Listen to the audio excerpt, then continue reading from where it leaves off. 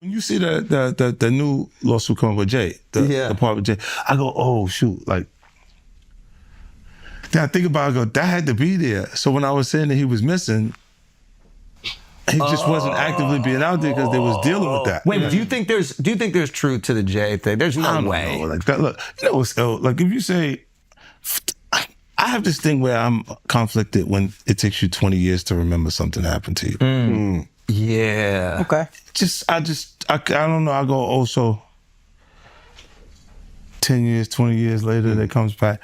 And it's like all of Puff's problems are coming from the ministers touching little boys. What you mean? The laws are the way they are because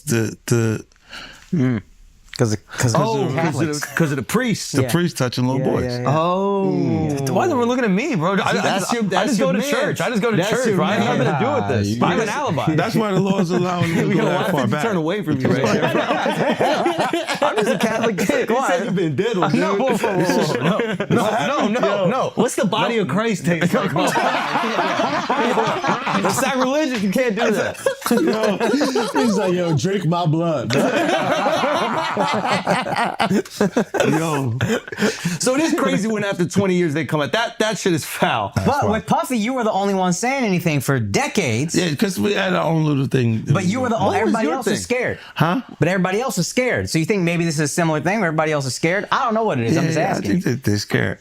But if they're scared, then maybe that's why I'm thinking. But you've been insinuating Jay-Z a little bit. Yeah. Like you've been saying people gonna come for him a little bit. No, I thought he would do funky stuff like the Super Bowl. Like it was not okay for me to be at the Super Bowl. Oh, he tried to cut that. Yeah, he didn't want me to. Well, they worked to make like there was an issue with me in the NFL that doesn't exist. So he did the corporate way of trying to keep you down. Oh, it's not me, it's them. It's them. And then when M says he's not gonna do it if I'm not there, then let's go. Yeah. You know. That's what I'm what's your and Jay's issue? It's just competitive stuff. It's really just competitive. This is what I'm saying. When it gets past actual art, like actual music, and you're trying to block something that's in business, then it feels weird. It feels like we should be having beef. Oh, okay. So that's the behind the scenes thing that we don't see. It's one thing when there's like people talking about each other in music, but there's behind the scenes business deals that a guy is getting involved with on the side, and it's not like you're gonna go public and be like, they tried to stop my vitamin water. This deal, and you go, he said that to you, like. Okay. Wow. I get that. Like they'll speak to your temperament. Like say, 50's a little crazy. He'll say anything. You see what saying anything did to Kanye.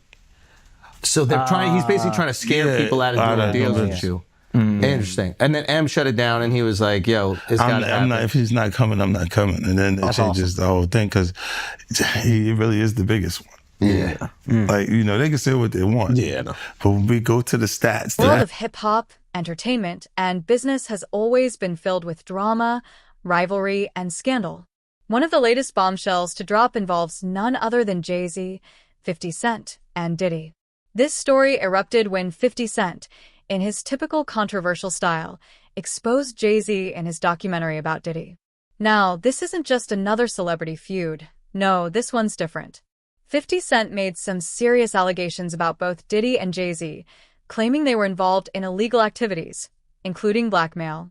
Of course, Jay-Z didn't take this lightly, and the tension between these heavyweights in the hip-hop industry only escalated. He's the and that biggest was before one. the days of the bots and all that shit. There's a M obviously speaks with you with high praise, but there's a few videos that I see, and everybody talks about how funny you are. They talk about obviously the album's all the success, but like Eminem specifically talks about your rapping skill a lot. Yeah. Is that mean a lot? I'm like, it does. Like look, he never left that part of the creativity. Like he would go back when you don't see him. He's back. He's in his regimen of the studio. Yeah. And this is why, like, he kind of they can't. You can be as good as him, but you can't really beat him at that. Because you have to put all your energy there, and you're just not going to do it. Once these guys get famous, they leave the studio. And they go. And the thing that makes him feel good is you heard what I did last night, and it gives him that again. So if that's really what's driving you, it's really tough to be better than. And some of them may have a gift. It may be a God-given talent that they can rap the way we speak. But they don't work as hard as him. It's like Kobe Bryant was outperforming people because he would work harder, conditioning himself to do it. And other than him, I don't think nobody is. Who's the most talented rapper you've seen, period? Just talent, natural born. Maybe Craig G. Like when an artist can freestyle, like without thinking about anything, and it just all falls in line and sing. Sometimes they can end up rapping it's so easy for them that they don't know exactly what to rap about. You see what I'm saying? Technically, it's good. And even Eminem, because I remember those freestyles where they would just give him a word and he just has to go and go. Snoop can do that too. Yeah, can go. But you're right. Sometimes you miss like the connectivity with the music. Like there's songs, there's comedy where it might not even be like the most perfect joke, but it makes you feel the thing. Yes, and that's better to you. That it connects. Yeah. Like, and look, a lot of times, if there's no truth to it, it's not funny. Yeah. It has to have some sort of connection that's grounded in truth, but it's almost a warped perspective being offered by the comedian. The timing, the way it comes in. And I look at it, I'm like, yo, nah, that's good. Yeah. It's great. Like, and you see things like the white party be there and then they have a little baby like in a sandwich. Like they're hugging him to the front and the back and stuff. And I'm like, yo, get off of him. That's one of my favorite new artists. Like, yo, get off him. I don't want him going to those What's up with the hugging pictures at the white party, though? What is that? I don't know, bro. Every picture is a little Why is everyone so happy to be there? I'm like, this regular parties, people don't just hug each other. You had to sit in 4 hours of traffic to drive in. Come on, let's have a group hug. You know what I'm saying? Like, this is like, hug. I'm going to shake your hand. Hey, what's up, man? Everything good? Yeah. It does feel controlled. Yo, hold on, baby. That's crazy. I'm telling you, it was too much fun. That's crazy. It was a little too much fun. That's just white boy shit. What exactly did 50 Cent say that got Jay-Z all riled up? During an interview on Fox News Outnumbered, 50 Cent went after both Diddy and Jay-Z, dropping some bombshell claims. He alleged that Diddy has been blackmailing celebrities for years, something that, if true, would send shockwaves through the entertainment world. But the real kicker came when 50 Cent claimed that Jay-Z was involved in Diddy's alleged illegal enterprise. Yeah, you heard that right. According to 50 Cent, Jay-Z isn't just some innocent bystander. He's reportedly tangled up in Diddy's world of shady dealings.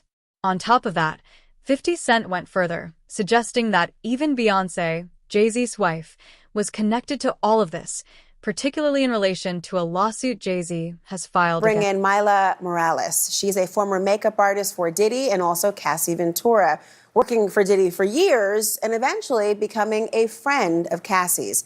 In 2010, Mila alleges that she heard Cassie being physically abused and was a witness to the aftermath of the alleged attack. She joins me now. Mila, thank you so much for being here. This has been, for so many people, illuminating, infuriating, troubling, devastating. You can go down the list of things, but it's so difficult to speak about. I know. Being a witness of anything. Tell me how you must be feeling just knowing that this has even come to light.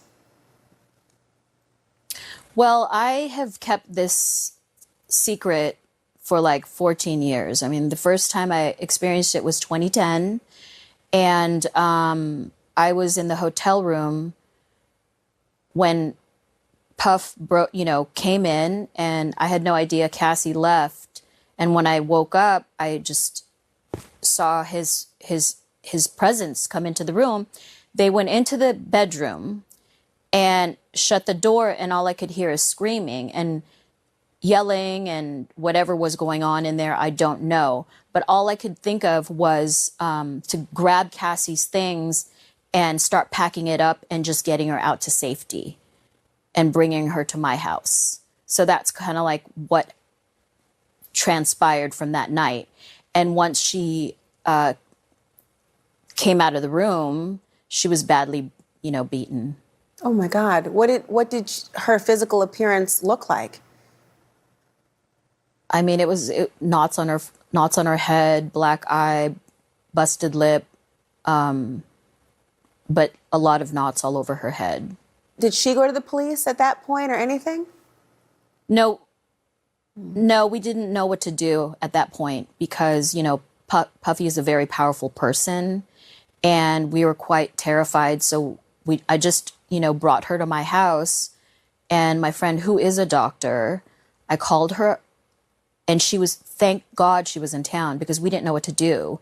And she treated her for, just to make sure she didn't have a concussion or anything like that. But it was really it was painful to see Cassie like that, because she's such a beautiful human being, and for a man to just hurt any sort of woman or child or animal, it doesn't matter. But Cass is a good friend of mine, and I just felt, so I just didn't know what to do. I felt like I don't even know how to describe how I felt that night. Did she describe how she was feeling about having that happen? Did you get a sense that this was the first time? It didn't feel like it, because it wasn't. It was almost like, I feel like she might have been embarrassed that happened in front of me. Pause here for a moment. These are some heavy allegations. When you talk about blackmail, illegal enterprises, and involving the biggest names in hip-hop and entertainment, that's not something you can just brush off. Imagine the fallout if any of these claims were true. Diddy, Jay-Z, and Beyoncé have built empires, not just in music but in business, fashion, and even sports. Their reputations are everything. Being linked to something as damaging as blackmail could change everything. That you're talking about even predates what we saw in this horrific video from a hotel floor. When that video came out, what did it feel like knowing that had now been public? No, I was devastated when I saw that video, because it was like I witnessed what could have happened in that room and more, So that was a hallway incident. Who knows what happened, in that room when I was outside of there. And I was devastated. Actually, I've been devastated since the court cases came out, and how, he mistreated Cassie. He has settled the suit involving her specifically, but there are others, and there are sources that are telling CNN that the majority of the people currently suing Diddy are actually speaking to federal investigators, which indicates the Justice Department might be moving close to an indictment. So do you think that Cassie would testify against him if federal investigators asked her to or compelled her to? I'm really not sure. Like I said, I can't speak for Cass, but I hope she does. I hope she does, because she's the only one that would know all the information that's gone on over the years. So, Mila, why do you think? I mean, we've heard certainly, a lot of people in the industry condemn Diddy for what they saw on that video, but it hasn't been a universal outcry within the industry specifically. Why do you think that is? Because it's a very small industry, and that we all know each other, and I feel like people are afraid to speak up about it. And the only reason why I am is because I'm a friend of Cass's, and I really care about her very much so. And I'm outraged and very, very heartbroken about how he's been treating her.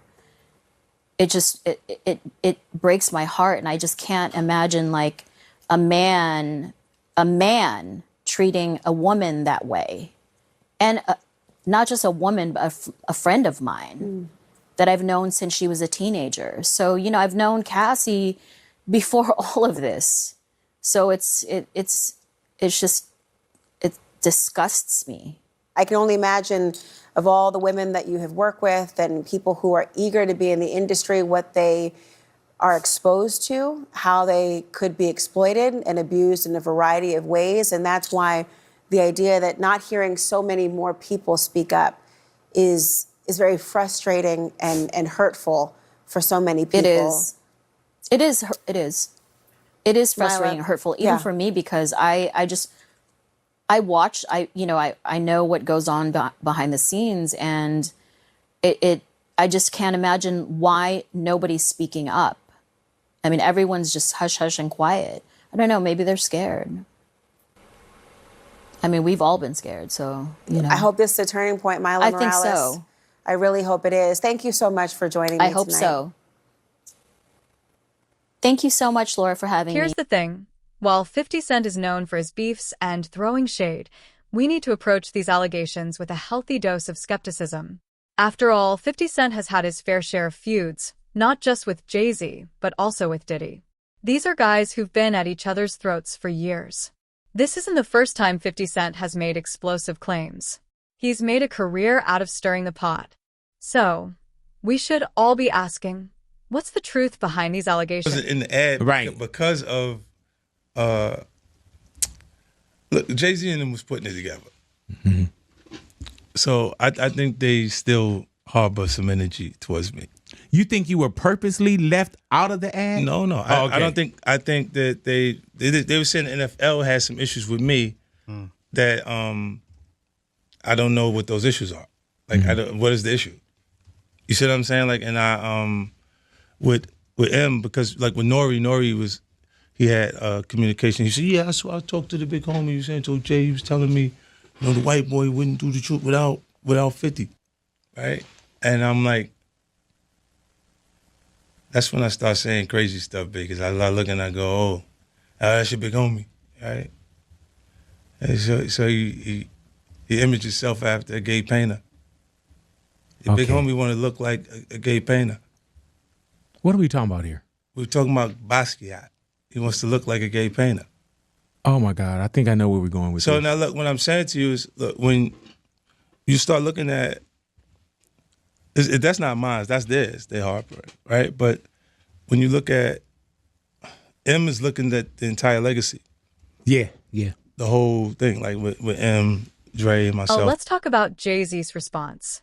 How did the man who's built a billion-dollar empire react to these serious accusations? Jay-Z isn't known for getting into public squabbles, especially when it comes to personal or legal matters. He's always been the businessman, the strategist, the mogul who lets his actions speak for themselves. But when 50 Cent went after him like this, it seems like Jay-Z had no choice but to clap back. Did you hear about this? Rapper and music mogul Jay-Z is now being accused of raping a 13-year-old girl with Sean Diddy Combs during an MTV VMA after party in the year 2000. The rapper issued a blistering statement in response and directed his comments at attorney Tony Busby, who filed the suit, saying, quote, "You've made a terrible error in judgment thinking that all celebrities are the same. I'm not from your world. I'm a young man who made it out of the project of Brooklyn. We don't play these types of games. We have very strict codes and honor. We protect children. You seem to exploit people for personal gain. I look forward to showing you just how different I am." Criminal defense attorney Lexi Rigdon joins me now. Lexi, good morning to you. What a development here.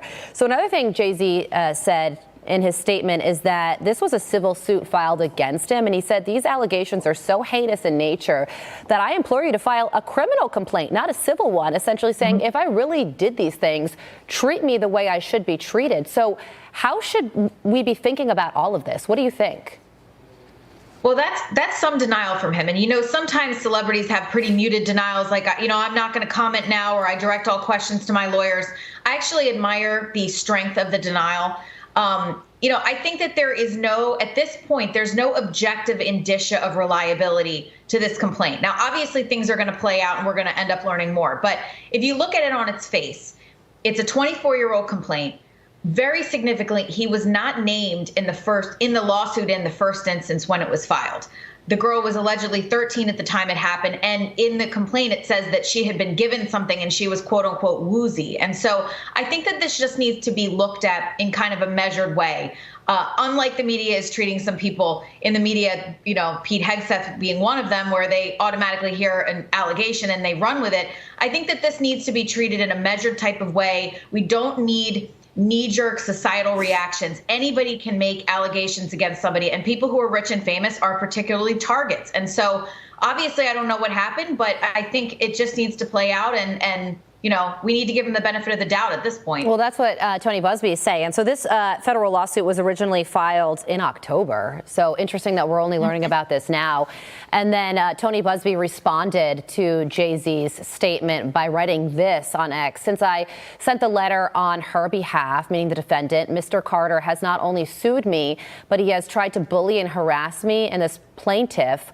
We will let the filing speak for itself and will litigate the facts in court, not. Jay-Z's response wasn't loud. It wasn't flashy, but it was powerful. The rapper turned business mogul hit back in his own way, with a level of grace and confidence that only someone with his stature could pull off. He knew this wasn't just about the allegations being made by 50 Cent. Tonight, Jay-Z's attorney, Alex Spiro, is pushing to get a judge to dismiss the rape lawsuit against his client, citing an NBC News exclusive that found inconsistencies with the accuser's account. We expect Mr. Carter to be fully cleared of all of this in the coming days. Almost nothing that she says has checked out because this never happened. This in the wake of our interview with a 38-year-old mother from Alabama who accuses Jay-Z, whose real name is Sean Carter, and Sean Diddy Combs of raping her when she was 13 years old. She asked us not to reveal her identity. What made you want to come forward? Because I think that I've been quiet long enough. She says that she might have some facts wrong, but that she says the incident happened. What do you say to that? You know, anybody, when they make up a claim, they can just keep repeating it and getting it right. But you never get the details right. And what happened during her interview with you is that the story began to unravel. On the night of the MTV Video Music Awards in 2000, she says Combs' limo driver took her to an after party. There she says she spoke to musician Benji Madden and his brother. I'm talking to Benji Madden about his tattoo. That's the Last Supper. In a statement to NBC News, a representative for the Maddens confirmed they did not attend the 2000 VMAs and that they were on tour in the Midwest at that time. At the after party, she says she had a drink that made her feel woozy. Then she says Combs and Carter both raped her. She says she ran to a gas station where she called her father, who picked her up. We rode home in silence. She didn't ask me what happened. In an interview with NBC News, her father said he could not corroborate her story. I feel like I would remember that, and I don't, he said. The woman revealed to us that she has autism and previously suffered a head injury. In a follow-up phone interview, we asked her about the contradictions, and she said that she stands by her statements. This woman is standing by her story. It happened over 20 years ago. Maybe her memory is hazy. Maybe her father doesn't remember that night. No, she's doubled down on certain of these details. She says, I'm positive. She points out the tattoo. She talks about the tattoo in vivid detail. Turns out that's completely false. And the father is supposed to be picking her up. 10-hour drive, round trip to pick her up in the middle of the night. Has no memory of that. No one has come forward about this in nearly a quarter of a century, and that's because this never happened. Spiro said he's not only seeking justice for Jay-Z, he says that he also wants to expose the accuser's attorney, Tony Busby. He takes away the voices from real victims and he causes real harm. If this lawyer has any sense, he's going to dismiss this claim.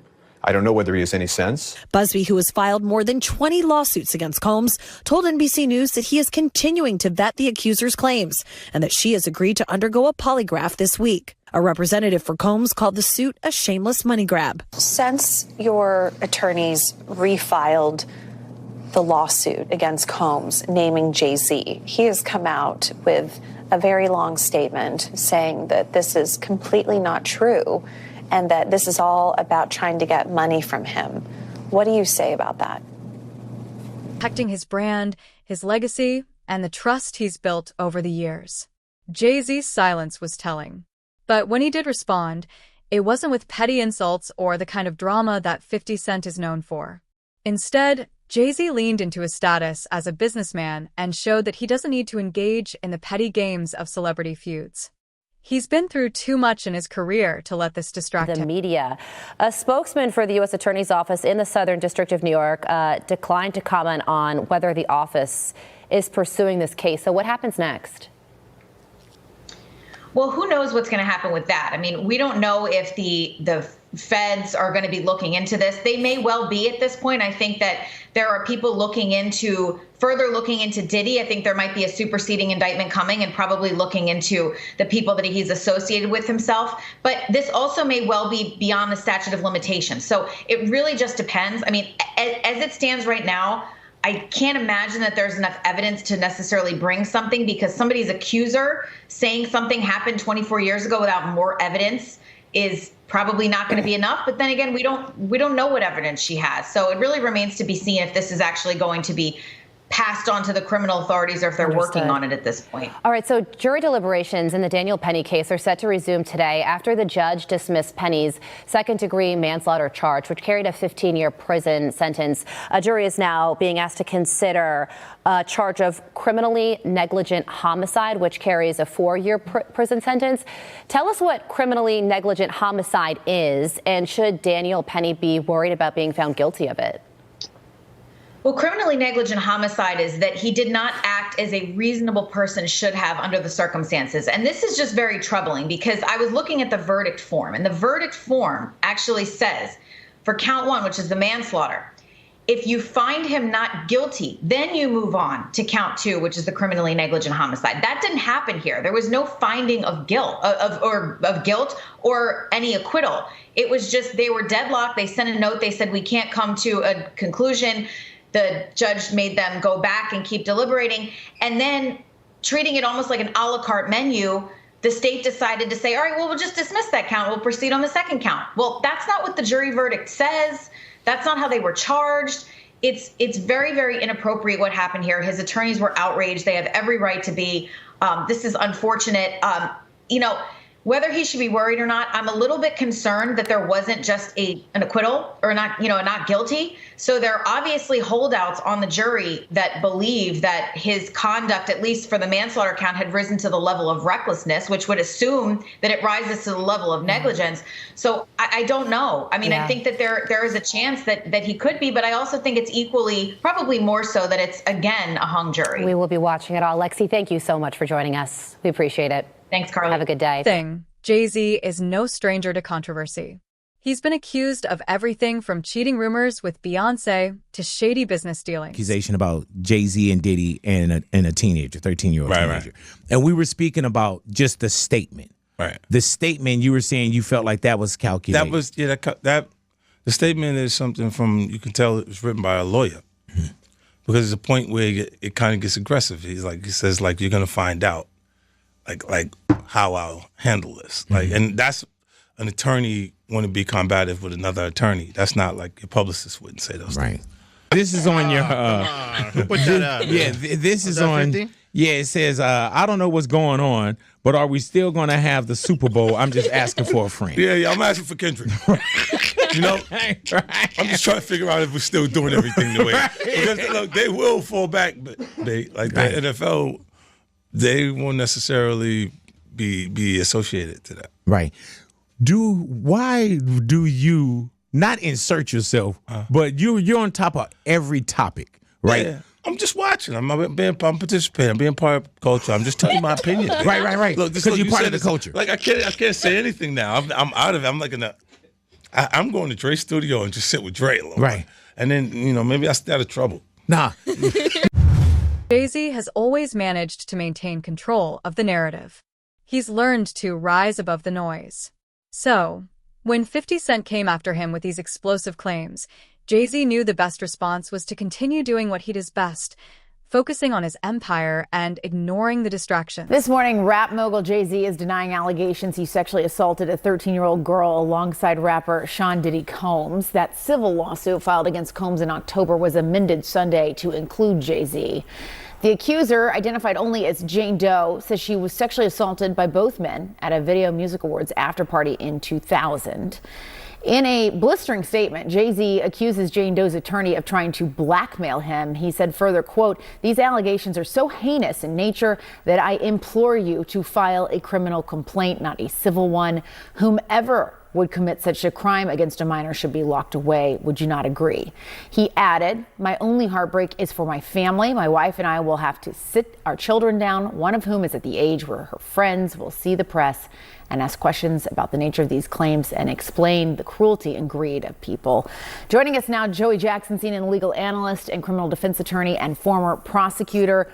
There's a lot to unpack here. Joey, I want to start with just the statement from Jay-Z, which is so forceful in its denial. I just read a teeny part of it. It's long.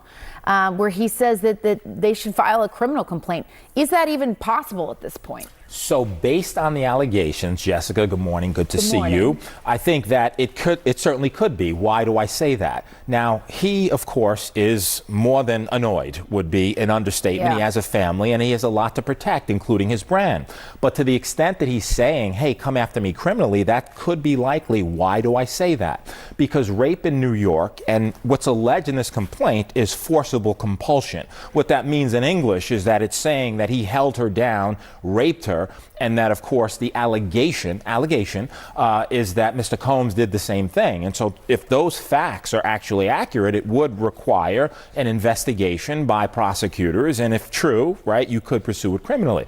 Now, with respect to the evidentiary value, yes, it happened 24 years ago, right, more than 24 years ago. But in the allegations, there's a few things. Number one, there's allegation that another celebrity was present at the time, right, in addition to other people. Let's not forget, this feud is more than just a couple of celebrities going at each other.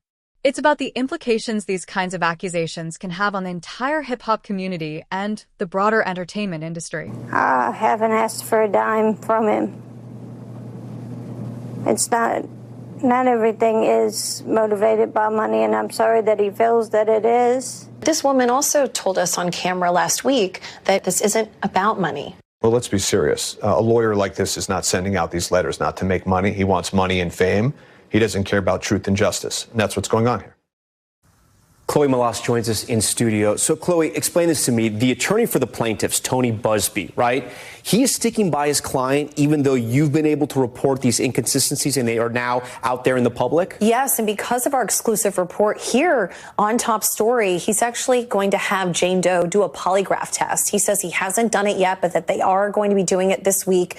He also said in a statement to us moments ago that their conduct throughout all of this has been beyond reproach and will continue to be, even though that's not what you're hearing Alex Spiro, Jay-Z's attorney, what he's saying.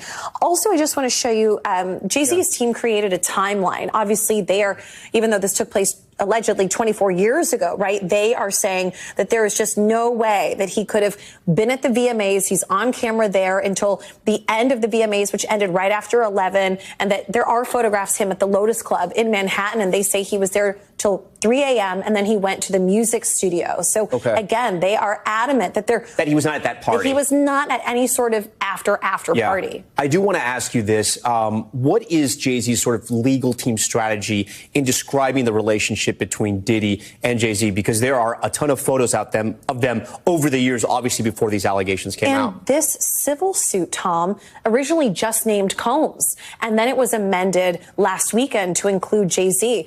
What Alex Spiro said to me today is that although publicly Jay-Z supported Diddy, they were not best friends. They were not as close as you thought that they were. So in terms of knowledge of what went on allegedly at these white parties and what took place allegedly in these civil suits and the criminal charge and the trial, he says Jay-Z has no knowledge of any of that. Again, he publicly supported him as a fellow musician and someone where they came up together in the industry, but that they weren't as close as you thought. Thanks for watching. Stay updated about breaking news and top stories on the NBC News app or follow us on social media. Someone like 50 Cent, who has significant influence, makes such serious claims, it sparks a wider conversation. People start asking questions. Is there truth to this? How deep does the corruption go?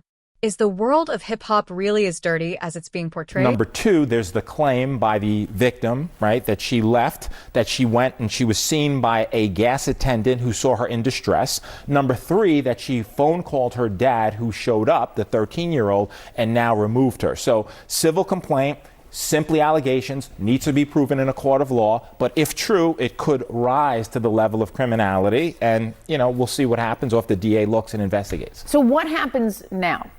So what happens now is this is simply a civil complaint. And in a civil complaint, it goes through the technical legal process. Now, the distinction, Jessica, between civil and criminal, of course, is that civil is for monetary damages, right? The system can only reward you with money. There's allegations that this 13-year-old is suffering from post-traumatic stress disorder, suffered depression, etc. So now you go to fact-finding, right? Before that, just briefly, there was a demand letter sent. And a demand letter letter is a letter being sent by a lawyer saying, hey, I don't have to sue you. We can sit, we can mediate it. If we reach an agreement, it never sees the light of day. Jay-Z saying, I don't care about your demand letter. I look at it as blackmail. You want to sue me, sue me. You want to look at it criminally, look at it criminally, but it'll go through the fact-finding process. If a trial is necessary to determine the facts, that's what will happen, but it'll be deemed civil. No indication at this point as to whether or not any criminal investigation will ensue as a result of this. Yeah, and Jay-Z came back incredibly forcefully against these allegations and really singled out that attorney as well for being, I'm paraphrasing here, but greedy, saying he's out to get money and calling that letter essentially blackmail. Yeah, and in addition to that, Jessica, also suing the attorney, saying he's intimidating him, harassing him, etc. Now, demand letters are not new. What lawyers do is they send them out as a matter of protocol and practice so that you can expedite the process. At the same time, there's certain ethical standards that you have to use, and you have to have a good faith factual belief that this is true. Now, you can argue this complaint was filed in October, right? Could have mentioned Jay-Z then. You didn't. Why? It was amended now to include him. Are the factual assertions true? Are they fact or fiction? Is it a money grab or not? All of that will be litigated in a court of law, but according to Jay-Z, this never happened, is pure fiction. It is a money grab, and he's fighting for his name, reputation, and certainly innocence and justice in his view, which is he didn't have anything to do with it. Yeah, and you touch on a point, too, that I wanted to ask you about, which was that this was an amendment to this already existing lawsuit. What are people to take away from that? The fact that they're coming back and adding to this now with this specific name. Yeah, Jessica, so it depends. That's also common. You could amend lawsuits, right, as a matter of course, and you do, to include certain factual allegations. The interesting thing to me in terms of your question and the takeaway, if you had this information about Jay-Z, it happened allegedly in September of 2000, why not include it in the original complaint? What happened between October and now that necessitated you putting in, and it's a question of credibility. Was he celebrity A, right, as was noted in the October complaint? Is this pure fiction? And what's interesting in the complaint is he really, that is the lawyer, tries to tie Jay-Z to Mr. Combs in so many ways, right? Birds of a feather is the argument that he's making. You can make that argument. You need the facts to sustain it. Let's see if they come up with any facts. All right, we will see. All right, Joey Jackson, thanks. Let's not overlook the fact that this kind of feud, even if it's just a media spectacle, could have serious consequences for the parties involved. For Diddy, Jay-Z, and Beyonce, this is more than just public drama. It's about their reputations, their businesses, and the trust that their fans and associates have in them. Allegations of blackmail and illegal activities are not something that can just be brushed under the rug. It could impact their brand, their ventures, and even their future opportunities in Hollywood, business, and music. A new hour here on Live Now from Fox, and we do have some breaking news that we want to bring to you. It was being reported by TMZ and now Fox News. We are learning that Jay-Z is accused of raping a 13-year-old girl. That is new in the Diddy lawsuit, and the new allegations are just coming out this evening. Jay-Z is being accused of raping a minor along with Diddy at a MTV VMAs after party back in 2000, according to documents obtained by Fox News Digital tonight. The lawsuit, which was initially filed back in October, was refiled tonight in New York by an anonymous accuser claiming Jay-Z, whose full name is Sean Carter, raped her while Combs and Celebrity B watched. So that other celebrity was not named. Initially, the lawsuit stated Combs raped the minor while Celebrity A and Celebrity B watched. Carter was named as Celebrity A in the refiled lawsuit. Representatives for Jay-Z did not immediately respond to Fox News Digital request for comment. Combs and Carter allegedly, quote, took turns assaulting the minor, according to the lawsuit.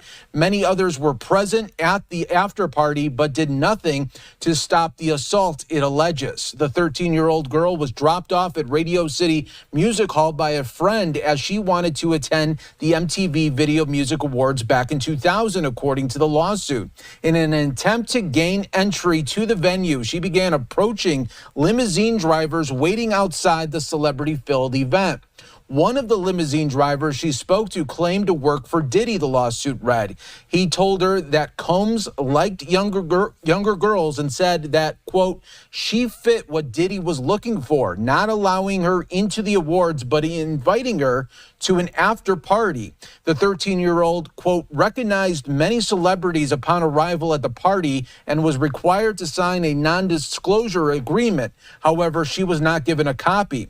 Combs, who would have been 30 years old at the time, then allegedly attempted to force the girl to perform oral sex on him. He stopped after she hit him in the neck, according to the lawsuit here. So now Jay-Z being accused in this now 24 years ago, raping a 13-year-old alongside Diddy at an after party here. So these are the newest allegations rocking the music world this evening, and we wanted to bring that to your attention all right here on Live Now from Fox. Of course, we will continue to follow this major story as the Diddy saga continues, and now more celebrities getting caught up in it here. These new allegations rocking Hollywood and the music industry as we speak right now. When we take a step back and look at the bigger picture, we also have to consider the context. The entertainment industry, especially hip-hop, has always been filled with rivalries. It's almost a rite of passage. You've got the classic feuds, Tupac versus Biggie, Nas versus Jay-Z. And now we've got 50 Cent taking shots at both Diddy and Jay-Z. But what's different here is the seriousness of the accusations. This isn't just about calling someone out for being fake or a snitch. You should always advocate for yourself and be a voice for yourself. You should never let what somebody else did ruin or run your life. A 38-year-old mother from Alabama who has filed a lawsuit accusing Sean Diddy Combs and Jay-Z of raping her when she was 13 years old is speaking out to NBC News for the first time. She asked us not to reveal her identity. What made you want to come forward and talk today? Because I think that I've been quiet long enough about what I've been through, and it's been hard enough to be quiet. But it's a chapter of my life that I'd like to close. An NBC News review of her account found inconsistencies with her allegations. She says that she went to the MTV Video Music Awards in 2000 to catch a glimpse of her favorite celebrities. You weren't scared to be all alone?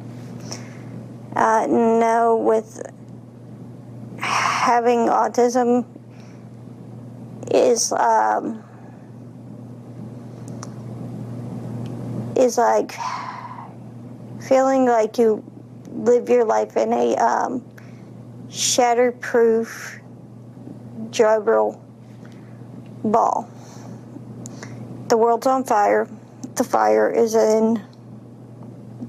inside the ball with you, but there's no way for you to get out. In addition to having autism, the woman says she suffered a head injury. The night of the 2000s VMAs, she says a friend drove her from Rochester, New York to Manhattan, a more than 5-hour drive. Her attorney provided NBC News with the name of the friend who has since died. The woman says she spoke to Combs' limo driver, who offered her a ride to an after party. I stumbled upon Diddy's driver, who told me that I was exactly what Diddy was looking for. What did you think when he said that to you? I thought it meant that I was just pretty. She went to a White House, she says, where she spoke to musicians Benji Madden and his brother. I'm talking to Benji Madden about his tattoo because, I have about his tattoo that's the Last Supper, because I have a religious background. So it was just something to talk about. In a statement to NBC News, a representative of the Maddens confirmed that they did not attend the 2000 VMAs and that they were on tour in the Midwest at the time. At the after party, she says she had a drink that made her feel woozy. Then she says Combs and Carter took turns raping her while a female celebrity watched. JC comes in and rapes me. At that point, I was fighting. It's about alleging that these figures, who are supposed to be role models and moguls, are involved in illegal enterprises. And that's where things get dangerous. If 50 Cent's claims turn out to be true, it could change everything for Diddy and Jay-Z. Their legacies could be shattered, and the public's perception of them could be permanently altered.